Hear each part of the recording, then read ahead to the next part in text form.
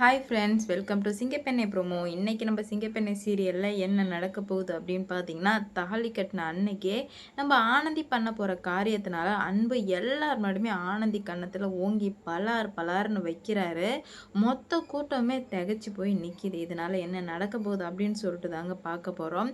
நம்ம அன்பு பேருக்கு ஏற்ற மாதிரி ரொம்பவே அன்பானவர்னு சொல்லி மட்டும்தாங்க நம்ம எல்லாருக்குமே தெரியும். ஆனால் இன்னைக்கு ஆனந்தி எடுத்தாங்க பாருங்கள் மிகப்பெரிய ஒரு முடிவு. மாங்கல்யம் எல்லா பெண்களுக்குமே அது ஒரு புது வாழ்க்கை வரம். எல்லாமே அந்த மாங்கல்யத்தில் தான் அடங்கியிருக்கு. பிடிச்சி நம்ம கழுத்துக்கு வந்தாலும் சரி, பிடிக்காம வந்தாலும் சரி, நம்ம அடுத்த கட்டத்தை நம்ம வாழ்க்கையை அடுத்த கட்டத்துக்கு கொண்டு போகிறதே அந்த மாங்கல்யம் தான். அதனால தான் அந்த மாங்கல்யம் அவ்வளோ புனிதமானது. அப்படிப்பட்ட மாங்கல்யத்தை அதுவும் அன்பு கட்டி நம்ம விருப்பப்பட்டு ஆசைப்பட்டு காதலிச்ச ஒருத்தர் கட்டின தாலியை ஆனந்தி இன்னைக்கு கழட்டலாம் அப்படின்ற மாதிரி முடிவு பண்ணிட்டாங்க. அது ஆனந்தியோட தப்புன்னு சொல்லவும் முடியாது. ஏன்னா லலிதா பேசின வார்த்தை எல்லாமே தேல் விஷத்தை கொட்டுற மாதிரி கொட்டினாங்க. ஏன்னா ஆனந்திக்கு எல்லாமே அவங்க குடும்பம் மட்டும்தான். அப்படி இருக்கும்போது அவங்க குடும்பத்தை அசிங்கமாக பேசும்போது எந்த பொண்ணால் தான் அதை தாங்கி கொள்ள முடியும்? அப்படியா ஒரு மகளாக ஒரு குடும்பத்துக்கு மேலே அக்கறை வச்ச பெண்ணா தாலியை கழட்டணும்னு எடுத்த முடிவு எல்லாமே கரெக்டு. ஆனால் இன்னொரு சைட்டு இப்போ அன்போட பொண்டாட்டி ஆயிட்டாங்க நம்ம ஆனந்தி. காதலிச்சவன் கட்டின தாலியை கழட்டலான்ற முடிவு எடுத்தது அது தப்பு. ஒரு சைடு ரைட்டாக இருந்தாலும் இன்னொரு சைடு முழுக்க முழுக்க தப்பு. ஆனந்தி அப்படி பண்ணியிருக்க கூடாது. அன்பு சொல்கிறாங்க, ஆனந்தி என்ன நடந்தாலும் சரி இன்னைக்கு நீ கழட்டவே கூடாது அப்படின்ற மாதிரி சொல்கிறாங்க.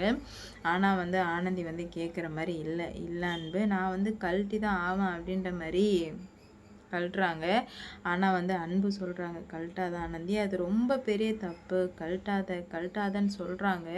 ஆனால் கேட்குற மாதிரி இல்லை நம்ம ஆனந்தி. அதனாலவே நிறைய டைம் சொல்லி பார்க்குறாங்க, வேணாம் ஆனந்தி, எங்கள் அம்மா உன்னை ஏவி விடுறதுக்கு பண்ணுறது தான் இவ்வளவும். இதை போய் நீ கழட்டணும்னு முடிவு எடுத்தா உன்ன மாதிரி ஒரு முட்டாள் யாருமே இருக்க மாட்டாங்க. அதனால் தயவு செஞ்சு கழட்டாத ஆனந்தி அப்படின்னு கெஞ்சுறாரு. குழந்த மாதிரி கெஞ்சுறாரு. ஆனால் ஆனந்தி கேட்கல. இல்லை அன்பு, உங்கள் அம்மா எப்படி எங்கள் வீட்டில் உள்ள எல்லாரையும் பேசுனாங்கன்னு பார்த்தீங்கல்ல, அப்படி இருக்கும்போது நான் எப்படி கழட்டாமல் வச்சுருக்கிறது, நான் கழட்டுறது தான் அன்பு கரெக்டு, நான் கழட்ட தான் போகிறேன் அப்படின்ற மாதிரி ரொம்பவே ஸ்ட்ராங்காக பேசவும் நம்ம அன்புக்கு என்ன பண்ணுறதுனே தெரில. கெஞ்சி கெஞ்சி கேட்குறாரு. எல்லாருமே சொல்கிறாங்க, மகேஷ் சார் முதற்கொண்டு சொல்கிறாரு, வேணாம் ஆனந்தி, அவங்க எவ்வளோ வேணால் பேசிட்டு போட்டு அவங்க கோபத்தில் ஆதங்கத்தில் பேசுகிறாங்க, நீ தப்பு பண்ணாத அப்படின்னு சொல்லிட்டு.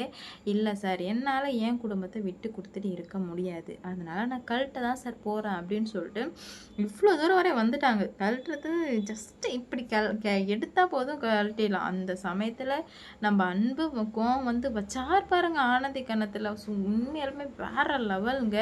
அன்பு இதனால் வரைக்கும் ஆனந்தி இப்படி அடித்து நம்ம பார்த்ததே கிடையாது. அப்படி ஒரு அறை விட்டதுமே அந்த மண்டபத்தில் உள்ள மொத்த பேரும் பேன்னு பார்க்குறாங்க, என்னடா இது, அன்புக்கு அடிக்கலாம் தெரியுமா அப்படின்னு சொல்லிட்டு. ஏன்னா அன்பு ஒரு நல்ல குணம் படைச்சவராக அன்பு கொண்டவராக தான் எல்லாருக்குமே தெரியும், நம்ம எல்லாருக்குமே தெரியும், அவங்க ஒர்க் பண்ணுறவங்களுக்கும் தெரியும். ஆனால் இப்போ அவ்வளோ ஒரு கோபத்தோட ஒரு ஆதங்கத்தோடு அடித்ததுமே நம்ம ஆனந்தி அந்த ஸ்பாட்லேயே மயக்கம் போட்டு விழுந்துடுறாங்க. அடித்த அடி அப்படி. உடனே விழவுமே எல்லாருமே என்னாச்சுன்ற மாதிரி கேட்குறாங்க. அப்போ தான் நம்ம அன்பு சொல்கிறாரு, அம்மா தப்புக்கு மேலே தப்பு பண்ணிகிட்ருக்கீங்க, மரியாதையாக இங்கேருந்து போயிடுங்க, அப்புறம் நான் என்ன பண்ணுவேன்னு தெரியாது. இது என் வாழ்க்கை சம்மந்தப்பட்டது, இதில் நான் மட்டும்தான் முடிவு எடுக்கணும், நான் மட்டும்தான் முடிவு எடுப்பேன், இதுக்கு யாருக்கும் உரிமை கிடையாது சொல்லவும், நான் உன் அம்மாடா அப்படின்ற மாதிரி சொல்ல, நீ ஒரு அம்மாவா நல்ல தாயா நீ எனக்கு இன்னைக்கு நீ பண்ணலை, ஒரு மோசமான பாதையை தான் உண்டாக்கி கொடுத்துருக்க, அதனால் என்னால் இது எதுவுமே பண்ண முடியாதுமா அப்படின்ற மாதிரி சொல்கிறாங்க. அவங்களுக்கு என்ன பண்ணுறது போகிறதுன்னு சொல்லிட்டு சுத்தமாக புரியல. இப்படியே விட்டு வைக்கவே கூடாது அப்படின்ற மாதிரி அவங்களும் யோசிக்கிறாங்க. அப்போ தான் அவங்க என்ன நினைக்கிறாங்க அப்படின்னு பார்த்தீங்கன்னா, இவ்வளோ பிரச்சனைக்கும் மத்தியில் என்ன பண்ணுறதுனே அவங்களுக்கு தெரியல. நம்ம ஆனந்தி கண் முழிச்சு, என்ன அன்பு இப்படி பண்ணிட்டீங்க, என்னையே தர்ம சங்கடத்துக்கே ஆளாக்கணும்னு நினைக்கிறீங்கன்னு கேட்கும்போது, அன்பு சொல்கிறாங்க, வேறு வழியே கிடையாது, அப்படி பண்ணி தான் ஆகணும், அதனால தான் நான் அப்படி பண்ணுறேன் ஆனந்தி அப்படின்ற மாதிரி சொல்லவுமே, ரொம்ப பெரிய தப்பு பண்ணுறீங்க அப்படின்ற மாதிரி சொல்கிறாங்க. யார் தப்பு பண்ணுறது? தாலி ஏறிடுச்சுன்னா இப்படி தான் வந்து கழட்டுவாங்களா ஆனந்தி அப்படின்ற மாதிரி கேட்க, ஆமாம் நான் இப்படி தான் வந்து கழட்டுவேன், நான் இப்படி தான் பண்ணுவேன் போவேன் அப்படின்ற மாதிரி சொல்கிறாங்க. ஆனால் இது எல்லாத்தையுமே கேட்டு ரொம்ப வந்து மனசு உடஞ்சிடுறாங்க. அவங்களுக்கு என்ன பண்ணுறது போகிறதுன்னு சொல்லிட்டு சுத்தமாக வந்து புரியலை. கண்டிப்பாக இதை வந்து விட்டு வைக்கவே கூடாது அப்படின்ற மாதிரி அவங்களுக்கும் நல்லாவே தெரிய வருது. ஏன்னா இவ்வளோ பிரச்சனைகளை பார்த்து அவங்க வந்துட்டு என்ன பண்ணுறதுன்னே அவங்களுக்கு சுத்தமாக புரியல. என்னடா இது இவ்வளோ பிரச்சனையை நம்ம பார்த்தோம், ஆனால் போனோம், என்ன நடக்குது போகுதுன்னு சொல்லிட்டு ஒன்றுமே புரியலையே அப்படின்ற மாதிரி ஒரு முடிவுக்கு வர்றாங்க. நம்ம அன்பு அடித்த அடியில் நான் தாலியை கழட்ட தான் போகிறேன் அப்படின்ற மாதிரி சொல்ல, தாலியெல்லாம் நீ கழட்டவே கூடாது, என்ன நடந்தாலும் சரி போனாலும் சரி கழட்டக்கூடாது ஆனந்தி அப்படின்ற மாதிரி சொல்கிறாங்க.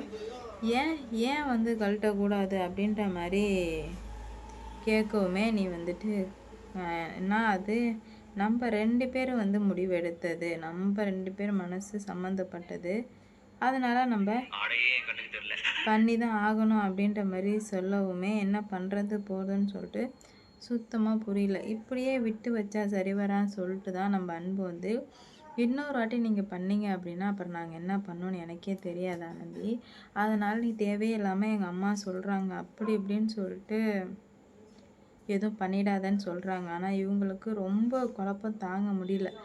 ஏன் இந்த மாதிரிலாம் பண்ணுறாங்க போகிறாங்கன்னு சொல்லிட்டு அவங்க யோசித்து பார்த்து பைத்தியமே பிடிச்சிடுது. இப்படியே விட்டு வைக்கக்கூடாது அப்படின்ற மாதிரி நிறைய யோசிக்கிறாங்க, போகிறாங்க, எல்லாமே பண்ணுறாங்க. ஆனால் நம்ம அன்பு என்ன பண்ணுறாங்க அப்படின்னு பார்த்தீங்கன்னா, ஆனந்தி சும்மா தேவையே இல்லாமல் எங்கள் அம்மா அது பண்ணுறாங்க இது பண்ணுறாங்கன்னு சொல்லிட்டு நீ முடிவு எடுக்காத, பார்த்துக்கலாம், எது நடந்தாலும் பார்த்துக்கலாம் ஆனந்தி, பொறுமையாக மட்டும் இரு ஆனந்தி அப்படின்ற மாதிரி சொல்கிறாங்க. எப்படி நான் பொறுமையாக இருக்கிறது? எதை வச்சு நான் பொறுமையாக இருக்கிறது? பொறுமையாக இருக்கிறதுக்கு எந்த ஒரு இதுவுமே இல்லாத போது என்னால் எப்படி அன்பு பொறுமையாக இருக்க முடியும்? உங்கள் அம்மா எப்படிலாம் பேசுனாங்க உங்களுக்கு ஞாபகம் இருக்குதுன்னு கேட்க, எனக்கு எல்லாமே ஞாபகம் இருக்குது, அதனால் நீ வந்து மனசை போட்டு குழப்பிக்காத, பார்த்துக்கலாம் அப்படின்ற மாதிரி சொல்கிறாங்க. இல்லை, இதுக்கு மேலே நான் பார்த்துக்கிறதாவே இல்லை. ஏன்னா நிறைய இவ்வளோ பிரச்சனைகளை பார்த்து கண்டிப்பாக வந்து சரி பண்ணி வராது அப்படின்ற மாதிரி தெரிஞ்சதுனால தான் நான் ஒதுங்கி ஒதுங்கி போனேன். ஆனால் நீங்கள் என்ன பண்ணி வச்சுருக்கீங்க, இவ்வளோ பெரிய பிரச்சனையை பண்ணி என்ன ஆபத்தில் மாட்டி விட்டு வச்சுருக்கீங்க. அதனால் நான் இது எதுவுமே வந்து சரிப்பட்டு வர்றதா இல்லை அப்படின்ற மாதிரி நினைக்கிறாங்க. அடுத்தடுத்து என்ன நடக்க போகுது அப்படின்னு சொல்லிட்டு வெயிட் பண்ணி பார்ப்போம். கூடிய சீக்கிரம் நம்ம அன்பு வந்து ஆனந்திக்கும் அன்புக்கும் இருக்கப்பட்ட விரிசல் வந்து குணமாகும் அப்படின்ற மாதிரி நான் நம்புகிறேன். நீங்கள் என்ன நம்புறீங்க அப்படின்னு சொல்லிட்டு சப்ஸ்கிரைப் பண்ணிட்டு போங்க. அடுத்தடுத்து என்ன நடக்க போகுது அப்படின்னு சொல்லிட்டு வெயிட் பண்ணி பார்க்கலாம். இந்த வீடியோ பிடிச்சிருந்தா லைக் பண்ணுங்கள், ஷேர் பண்ணுங்கள், மறக்காமல் சப்ஸ்கிரைப் பண்ணிக்கோங்க. அப்போ தான் நான் போடுற வீடியோ நோட்டிஃபிகேஷனாக வரும் உங்களுக்கு.